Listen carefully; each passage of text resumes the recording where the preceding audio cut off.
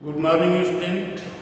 Today I am going to teach you a derivation for centripetal acceleration. इसके पहले हम लोगों ने देखा था सेंट्रीपिटल एक्सेलरेशन है क्या। सेंट्रीपिटल एक्सेलरेशन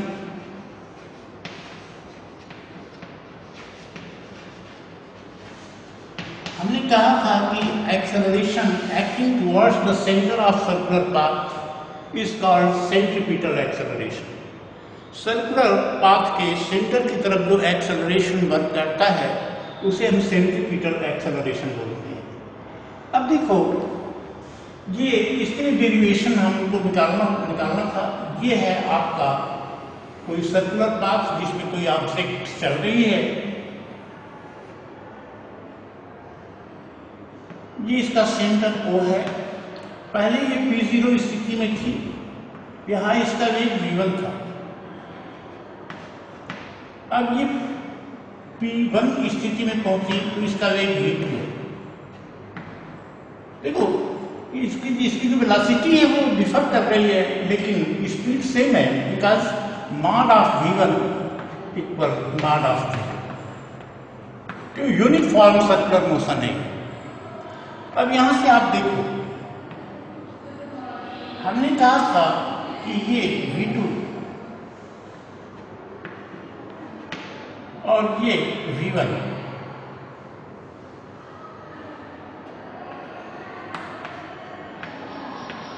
और V2 का जो रिजल्टेंट है delta V is acting towards the centre. अब ये अगर हम लोग ले लें ABC, तो यहाँ थोड़ा सा लिख लिया जाए इस फिगर के बारे में। Let a body travels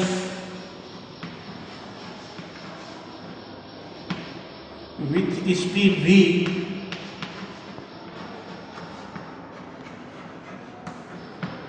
in a circular path O.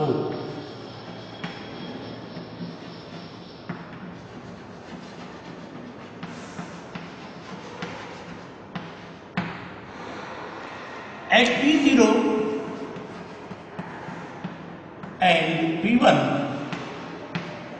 its velocity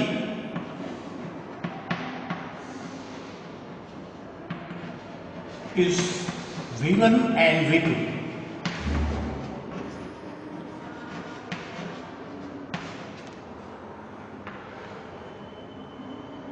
V2 minus V1 delta V equal V2 minus V1 act towards the center.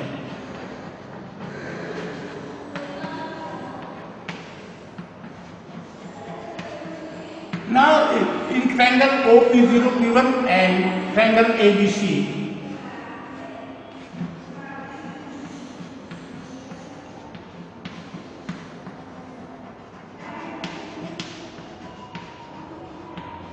ये एंगल अगर आपका थीटा है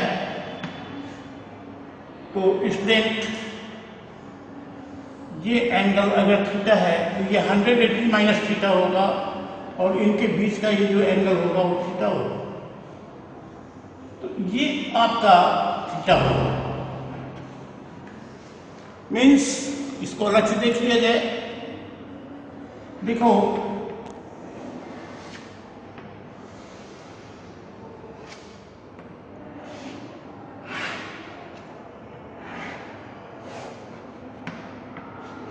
ये एंगल अगर थीटा है तो ये 180 माइनस थीटा होगा, क्योंकि ये 90 ये 90, ये 180 माइनस थीटा होगा तो ये थीटा हो जाएगा और वही एंगल है।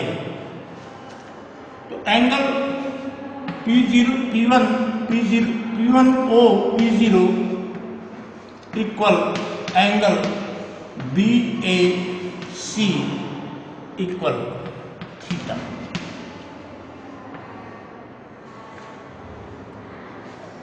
और यहाँ OP0 equal OP1 equal radius of given circle, और दूसरे ट्रायंगल में AB इक्वल AC इक्वल हमने मान लिया v।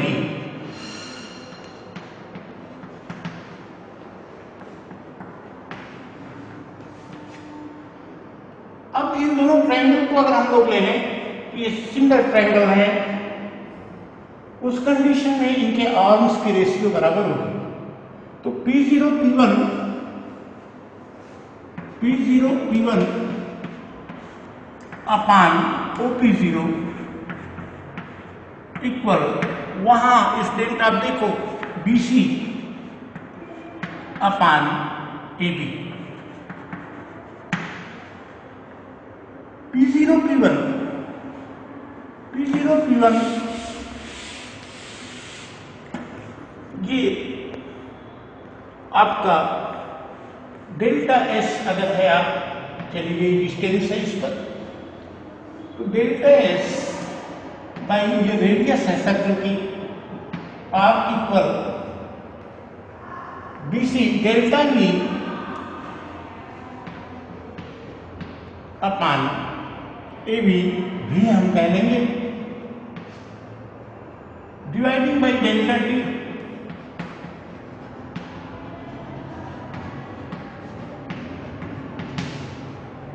डेल्टा T से अगर हम डिवाइड कर दें तो will get delta S by R delta T equal delta V by delta T into V।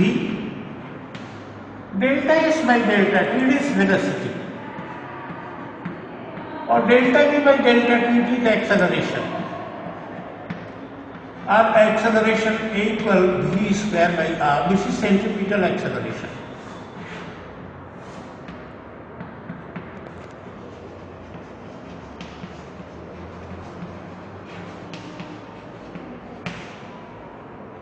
नहीं मीटर पर सेकेंड स्क्वायर। देखो V इक्वल R ओमेगा हम लोगों ने पढ़ा हुआ है, A equal R square omega square by R, R cancel हो गया, A equal R omega square,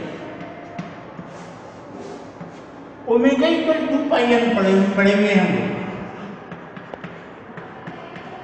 ये हो जाएगा A equal 4 pi square n square R। इन सभी फार्मूलों का यूज हम लोग करते हैं न्यूमेरिकल सॉल्व करने के लिए। एक बार फिर ये फिर से आप देखें इसमें एक बार, ये कोई पार्टिकल है जो R रेडियस के सर्कुलर पाथ पे चल रहा है v स्पीड से। स्पीड तो सेम है, लेकिन P0 और P1 पे इसकी वेलोसिटी V1 और V2 है, डायरेक्शन चेंज होने के कारण। अब V2 माइनस V1 एक्सेलरेशन के लिए डेल्टा V चाहिए हमको, कि ये V2 है और ये V1 है। इन दोनों का जो रिजल्टेंट होगा आप देखो सेंटर की तरफ है, इसीलिए इसको हम सेंट्रीपिटल एक्सेलरेशन बोलते हैं। अब ये जो एंगल है दोनों के बीच का यहाँ से क्लियर है, हमने आपको बताया कि ये जो सेंटर पे बन रहा है ये 90 डिग्री टेंजेंट है, तो ये 180 हो गया और इसका एडिशन 180 होगा, तो ये 180 माइनस थीटा हो जाएगा, ऊपर वाला एंगल थीटा, मतलब ये एंगल इस एंगल के बराबर होगा। यह आर्म इस आर्म के बराबर है, दोनों सेम सर्कल की रेडियस है, और इसमें क्या है, मान आप V1 इक्वल मान आप V2 है, इसको हमने मान लिया कि ये V है। अब दोनों ट्रायंगल को अगर हम लोग लें तो delta S by R equal delta V by V। Delta T से हम लोग डिवाइड कर देंगे, तो delta S by delta T into R equal delta V by delta T into V। Delta S by delta T, rate of change, rate of displacement, this is velocity V by R। Delta V by delta T, this is acceleration A by V। अब A equal V square by R, this is centripetal acceleration. हम लोग जानते हैं V equal R omega होता है, तो A equal हो गया R square omega square by R, A equal R omega square. Omega 2 pi n के बराबर होता है, तो यहाँ हमने रख दिया, तो ये हो गया A equal 4 pi square n square R। This is derivation for centripetal acceleration Tomorrow we will study about centripetal force. Thank you. Have a nice day.